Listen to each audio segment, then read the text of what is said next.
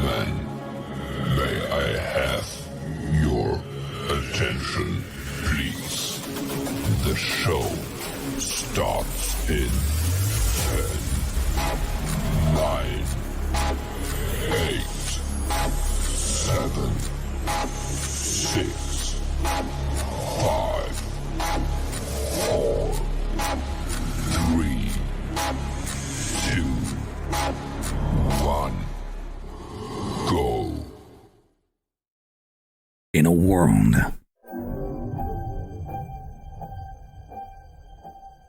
where Carolina Panthers fans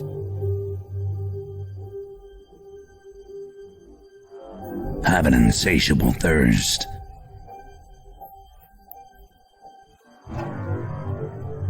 for Panthers news and opinions. Panther fans unite! My name's Tony Dunn. Cody Lashney, how you doing? TK's in the house. How you doing, my friend? The Stat Daddy. But I think Derek Brown, hey man, he deserves that dab on him pick. Dab on him, Phil Snow. Dab on him. All the same, yeah, 100%. We can just Mine is going to go to the fullback. I'm going to dump on the Richie guy. Dab on him, Shaq. I'm going to put the towel on Matt Rule. Y'all took all the good ones. Only one post-game roars ferociously. It's the C3 Panthers post-game show. Do you believe in miracles? Well, this cat doesn't. But I believe in the Carolina Panthers winning 30-24, even though the defense fucking screwed me in my prize picks in the last 80 seconds of this damn game. But guess what? The Carolina Panthers got their first road win because of some big, giant, black Steve Wilks balls going for 4th and 4 for oh my goodness gracious. The Panthers came out here just blow. Man, I tell you this. Cody Lashney said this last week off of a comment from one of our family members, Nick Montero. This is an exciting season. I will tell you this, is that the numbers on this show were tremendous to begin this season, but started to plateau. We're hitting the holidays, people's attention's being diverted. The Panthers were not fantabulous by any means. But bro,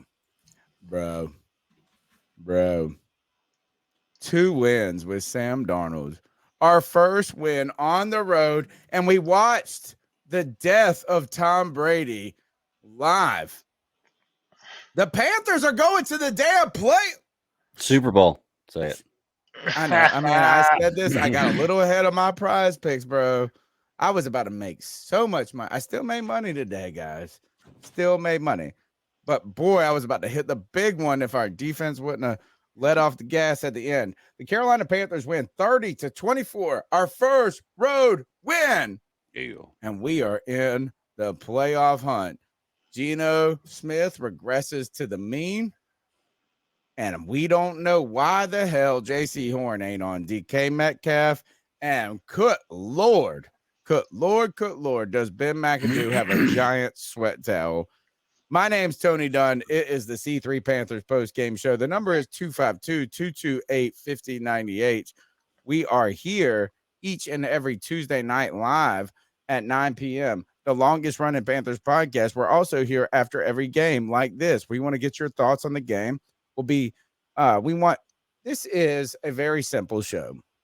The way this show rocks is on Tuesday, it's the ride to the game. We are all in the car as a fam. Turns out, though, we used to be in a car.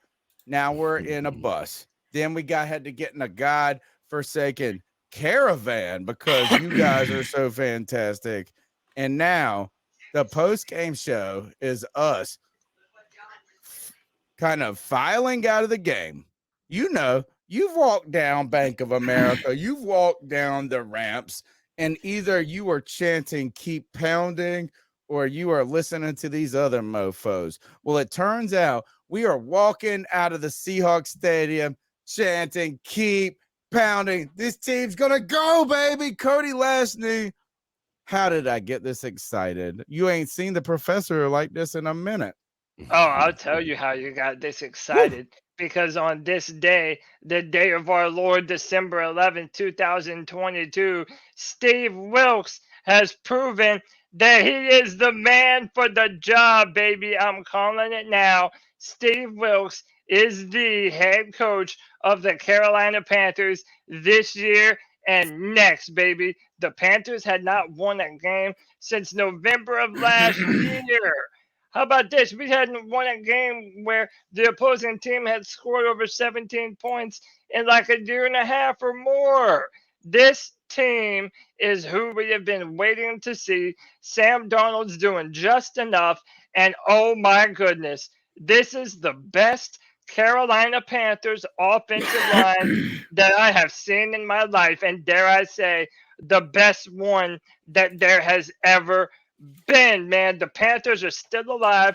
We're still hunting for that division. I never gave up hope, and neither did these fine fans joining us on the C3 Panthers podcast. You already know him and love him. It's our man, Drew, A.U. Link, Bill Dotree, Joey the Blind Panther Esquivel, Danny, David R., Danielle Sarton, George West, JD864, Michael Johnson, Low Key, Sarah Taylor, Shane Reed, Sean Butler, Tizzy Smith, and the one, the only, 10 Tizzy. Tony Dunn, ain't nothing to it but to do it, brother. Let's roll. 162 people watching the show right now. The excitement is here. Sarah Taylor says, been a minute since we praised the O-line. I don't know the last time we ever praised the O-line. I will tell you, not on this podcast. So, I mean, like if we're literally going back, and I was thinking about this as I thought, oh, Cody. You know, Cody likes to give the hottest. You know, he gets a little brand, like a little fire on his takes. I'm a truth We teller, love baby. it. We love you, bro. Like, no, we love your Preaching the passion. gospel of We love Panther your football, energy. baby. But when you said this is the best Panthers offensive line, like basically come at me, the immediate thing I thought was, is he not knowing of an offensive line maybe before, you know, because you're younger. I'm the old hat. I'm the oldest one on this show, and I don't even remember the earliest years of this team. So I was trying to think back. But really, to be honest, is like, I think we're going to go back and maybe find one line that was very good. But your point may hold. It may hold. The one thing I got upset with, CK, is he said, Sam Darnold being just good enough. This mug, boy, give him some reps. Give him a little rhythm. The mistakes he made today were just not pushing it fast enough. The very first, like that touchdown to DJ, that was almost, well, it could have been it was about to be an interception. It should have been like one of the earliest plays of this game. He moved around. He made the right read. He saw the shit. He just didn't lead them enough. You got to wonder, is that just a lack of familiar, you know what I'm saying? Like speed, like the idea that Sam Darnold has played this well, guys, after not playing at all, after everybody kicking sand in his face, it's fucking impressive, bro. It's impressive. It's impressive. And what I'll say with regard to the game tonight, there were some mistakes, but not nearly the kind of mistakes we're accustomed to with Sam Darnold. True. And the thing that was best about the way that this team won today is you didn't need Sam Darnold to make those decisions. And honestly, a lot of the decisions he was making was smart ones. There were some that he could have run for a first down or run for the touchdown or something like that. I kind of wanted him to go after that linebacker on that fourth down and just blast his ass. But the credit to Sam Darnold, like there were a lot of times when he threw the ball away, when he, you know, was doing, there was pressure in his face and he threw the ball at the feet of a lineman or something to make sure that they weren't, intentional ground. I mean, he did what you would expect a a quarterback who's going to basically need to come in here and be a game manager. I More would than say, that, CK. I'll argue that I think that he would have been better as a quarterback if we didn't have our run game being as dominant as it was. I It think that wasn't even incredible today, though. I We had feel like it was 230 pretty yards, damn Tony. impressive. You think that the we had 230 rushing yards. That's dominated- incredible. Yes, I mean, Tony, when did the rushes come though? Late. oh my dude, it Late doesn't in matter. the game. We Deontay- were not game. just Dude, we were not just Deontay battering Foreman- ram it earlier. No, dude. dude, I hear nothing of it. Deontay Foreman, Chuba Hubbard, and Bro, we barely Blackshear got 55 all had a yards, bro. day behind our offensive line. No going down after God. first contact, getting pushed at the line of scrimmage. This offensive line is some straight up That's fine. gangsters. I'm not Tony. talking They're about on the some offensive line. gangster shit. This run game did not just carry the load in the first half. No, The it was offense not did. that. It's not that they weren't bad or terrible. No, they weren't even great. I'm telling you what made this game that made us ahead 17-0 or whatever the fuck it was defenses. The defense had turnovers and Sam Darnold got the ball down the field. And I'm not trying to Yeah. shit on the run game. I'm not trying to say it wasn't good, but like, let's not act like this was not the game plan that was. the Carolina We had to- Panthers enacted against the Los Angeles Tony, Rams think when about PJ this. came in. Think about this. They knew that we were running the ball in the second half, and they could not stop us. That Of is course, how. but we were up by 20 points by that No, point. we were not. We were up by 3 points, Tony. We were And they up by the 3 re- points. And they were the reason why we put this game away. Why do we always talk about the cardiac cats and them always letting teams come back on them? When we needed to give our defense a rest, this offensive line marched us downfield. It gave Sam Darnold the time to make throws early in the football game, and we were able to lean on that Seattle defense for the rest of the third quarter. This offensive line is on some gangster shit, and I hear Bro, nothing more of it, man. They I'm are not the talking team. shit about them, and I'm gonna first I gotta introduce Greg, but I'm gonna introduce him in this way. Brad Holt says Tony is being a Debbie Downer.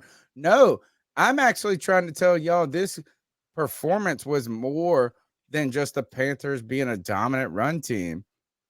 It really was like that's the back end of this. Sam Darnold, his legs, his arm, is not making and this defense. That the first half was the first half of this game. You might want to talk about the running attack, but this was not let's just hand the ball off to Derrick Henry and we win on the road. It was. We put up. Okay. It was. Not It to, was. I We have were Brian's down. How picks, many bro. passes Deontay did Foreman Sam didn't Darnold even have? cover his number to the fourth That's quarter. How because many we didn't passes need did him to Sam do Darnold everything. have? You said he was running the ball. Greg, the bat daddy, the stat daddy, the man of reason. Either way, I'm not complaining. I just don't think they're giving enough credit to old Sammy D here. Hey, Greg, while I you don't- introduce yourself, also point out the 4 incompletions on the 4-yard line from the passing game. Yeah. Oh, yeah. And that's a question that's mark definitely on a good the point. offensive calling, some different things there. Here's the thing, though: is anybody not giving Sam Darnold credit? It seems like Yes, you're these defending- guys are saying that they just ran the ball. Well, we did just run the ball, but I don't think that we're saying that Sam Darnold had nothing to do with the win. The win was because Sam Darnold played well today. He managed the game like we asked him to do. He didn't have outstanding numbers, but he didn't screw up, and he did what he needed to do when we needed him to do it. I guess the Okay. story is Chuba Hubbard, 14 carries for 74 yards. We've made the Had a argument couple big ones. that PJ had great running game, and if you need a great running game to win the game, who cares? It's what wins the game.